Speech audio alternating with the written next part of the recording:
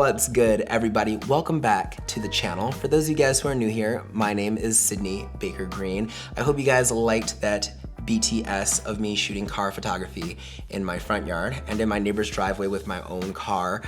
I wanted to do an on-camera intro like a lot of film photography vlogs go, but it was 32 degrees. You guys also see I obviously don't know how to dress appropriately for the weather, but I wanted to just get some BTS done because this was really kind of an experiment for me. I want to make a part 2 where I actually storyboard everything out and we go to some cool locations and I take you guys with me and show you how I would shoot an actual car shoot now on film since I've done this.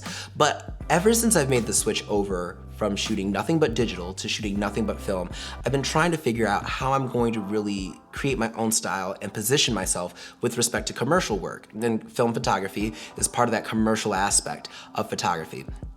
Did I say film photography? I think I meant car photography. Car photography is part of that commercial aspect of photography. And that's not to say that I don't think that film photography has a place in the commercial world. We definitely know that it does. But I have to figure out really what my style is. And basically a lot of that's gonna come down to what film stocks do I want to use in those situations. So I bought a couple rolls of Ektar 100 for some of these shoots. And the reason why I chose Ektar 100 for car photography is because Ektar 100 is really good with colors. It's a very saturated film. There's no muted tones at all. And that's really important when we are approaching car photography. Why? Because the clients always want to make sure that their car looks true to life, especially if it's going to be for advertising purposes. You want that car's color on target, just like a fighter pilot, right? Now, I need to preface what I just said about the colors of the car because if you look at all the photos that I took, you'll see that there's a lot of cyan tones in the shadows. That's something that I just kind of like to do on my own. This isn't for a professional shoot. This is just me having fun, but you know, just experimenting around with stuff. So that is why you'll see those cyan tones here. But that is why I chose Ektar 100. Now, my big mistake with this was finishing my roll of Kodak Gold while shooting some car photography, the same style, and scanning them and letting that make the impression about how I thought this shoot was going to go. As you guys can tell, right now here in Michigan, we are very overcast. And I know Ektar 100 likes a lot of light. It's an ISO 100 film.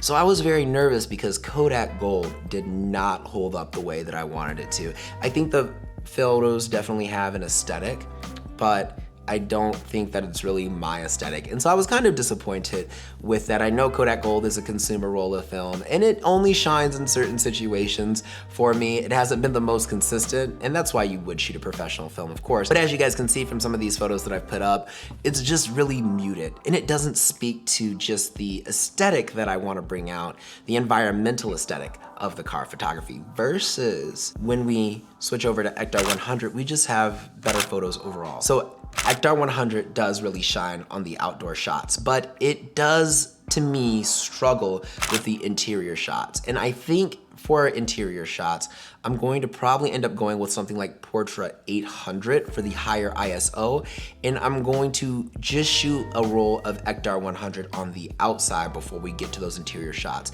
And that's for two reasons. One, it's gonna give me a higher shutter speed so that I don't have to worry about camera shake on those interior shots. I do want them to act sharp, and I kind of really had to brace my body for some of the handheld shots that I did with Ektar 100 on the inside. And two, I'll be able to close down my aperture a little bit and get a little bit less depth of field so that I'm able to get an overall better environmental idea of the interior of the car. And that's gonna be something really important. I do think that shallow depth of field shots have a place artistically in the car photography world, but I do think for the commercial route of maybe trying to help someone sell a vehicle or working with perhaps a dealership or a car company, that I would want something more like f5.6, f8 to kind of get the entire, you know, feel of the interior of the car, because that's the whole point, right? Trying to help the consumer imagine themselves in the vehicle. So just to recap, Ektar 100 for the exterior shots of the car is gonna be my go-to 100%. It really really shined in the gloomy climate here in Michigan, which is contrast to what they actually tell you online. They say that this film loves light, which it does, but they mean sunlight. So it will be interesting to see how much better the photos come out in part 2. And yes, it does struggle on interior car shots. You can get away with it, but I would like to use an aperture such as f5.6, f8 instead of f2.8. So I'm probably gonna go again with Portrait 800 to get that. So this was just a quick little video like that for you guys, talking a little bit more about film photography, getting diverse and keeping it consistent in 2020. It's just been a great start to the year overall, at least in my life, maybe not in the world. So I hope you guys liked this video. If you did, please be sure to give me a big thumbs up. If you already haven't, be sure to hit that subscribe button and turn on those post notifications. If you have not, be sure to follow me on my social media. The links are in the description down below, as well as the YouTube fam.